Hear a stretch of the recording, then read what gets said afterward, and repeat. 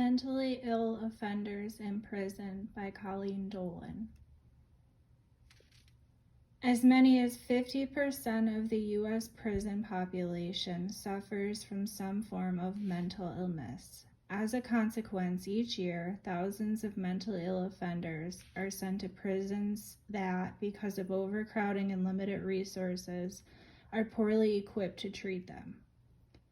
They are placed in solitary confinement and end up serving longer sentences than the general inmate population. Because they were untreated and were put into worse circumstances, many end up with worse conditions than before. The treatment of mentally ill individuals in prisons and jails is critical, especially since individuals are vulnerable and often abused while incarcerated. When left untreated, their illness often gets worse and they end up leaving prison more sick than they were when they entered. Individuals in prison have a right to receive medical care, and this right pertains to mental illness just as it pertains to any other medical condition. When untreated, the illness often gets worse and they leave prison or jail more sick than when they entered.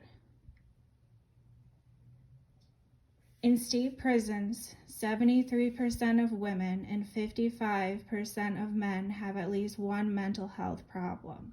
In federal prisons, 61% of women and 44% of men have one health problem or another. In local jails, 75% of women and 63% of men also have one or more health problem. The legal system often punishes people for crimes related to untreated mental illness and/or substance abuse. Without the proper treatment to resolve these issues, these offenders are going to be repeat offenders until the underlying issues are resolved. Several studies have documented prisoners' inadequate access to mental health services while incarcerated. In a conducted survey, 65% of the 618 inmates identified as having severe psychiatric symptoms and did not receive mental health treatment in the year prior to the survey. Solitary confinement and segregation are known to worsen symptoms or cause psychotic episodes.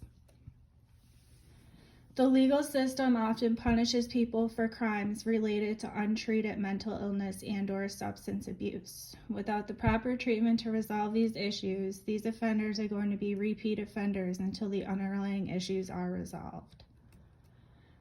Proposed policy: mental health screenings, medication, educate correctional officers with staff intervention, less isolation, safe housing, increased resources, more funding.